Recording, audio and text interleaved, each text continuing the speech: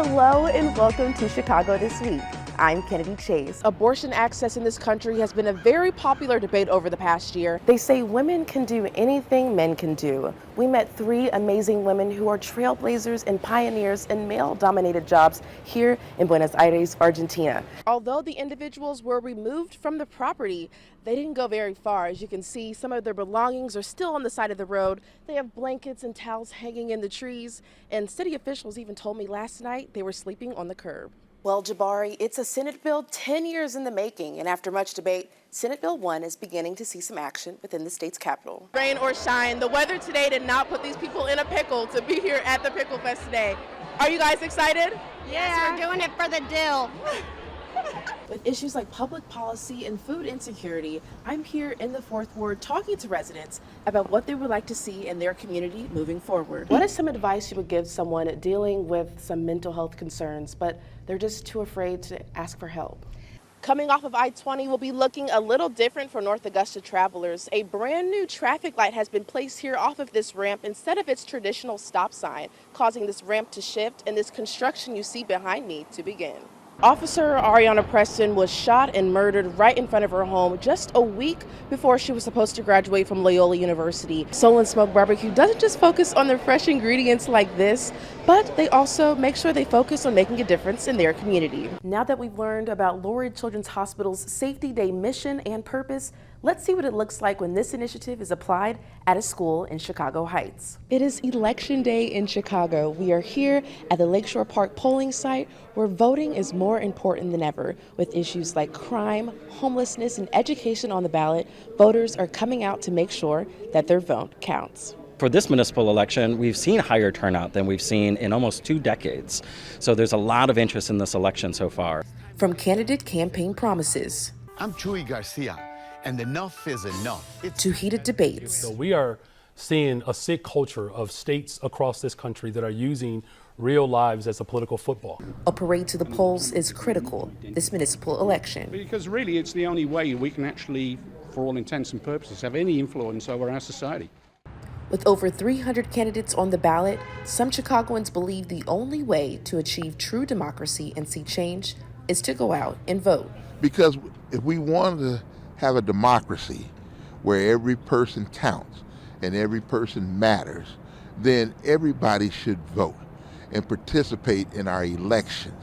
A new police district council position has been added to the ballot for the first time this election, creating more opportunities for Chicagoans to get involved in making a difference in their community. The city will be electing 3 elected people from each community in 22 districts. The resolve for issues such as crime, homelessness, and education are the driving force for many voters this election.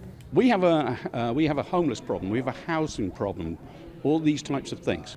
If 50% of the vote plus one is not in favor of one candidate, then a runoff will commence on April 4th. In downtown Chicago, Kennedy Chase, Medill reports. Located in the south suburbs of Chicago, Bloom High School participated in the Safety Day workshop Lurie Children's Hospital provides in March of this year. I spoke with Bloom High School principal Dr. Jerry Anderson about how her students reacted to the workshop. My goodness, you should have seen them. They really were paying close attention, practicing, having people check it to be sure that they got it right. One was hands-only CPR, and another one was called Stop the Bleed, which is really a way that you could stop, like if a student or any person had some kind of deep wound, how do you stop the bleeding? The Bloom High School students who are a part of the STEM program and junior ROTC took advantage of this workshop and were eager to learn more than just the typical workshop information. The Bloom High School was amazing. They incorporated it into their science and ROTC classes, so it was geared to very specific learning that they're interested in and getting credit for. They had 75 students there, and they were amazing. They stayed and asked a lot of questions about our profession, and we had a range from nurses to paramedics to surgeons and emergency medicine doctors. What happens? What would you use to mark it, the time? The blood.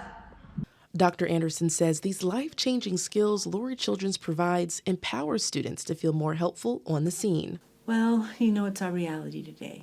And I mean, as much as I hate to say that it's our reality, for this generation of young people to hear about someone their age dying is not an unusual thing, you know, whether it's in school or out of school. And that's really unfortunate, but that's the reality.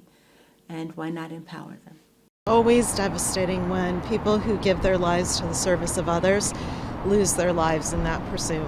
It's a city in mourning. It's a very difficult time for the Chicago Fire Department and a very difficult time and day for our city.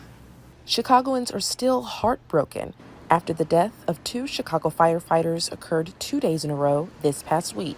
I feel like it's so sad, and like the firefighters do a lot for our community. To help the fire department members grapple with the recent tragedies, the police department has a volunteer program called Peer Support, where the volunteer officers use their canine companion to bring a little joy. Well, this is Loki. He is certified as a therapy/comfort dog and is being used with the peer support program with the Chicago Police Department. The objective of the peer support program is to reduce stress in the form of emotional first aid.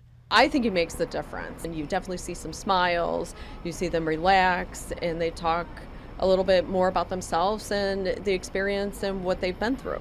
The city and the Chicago Fire Department are still grieving and have a long road ahead of them.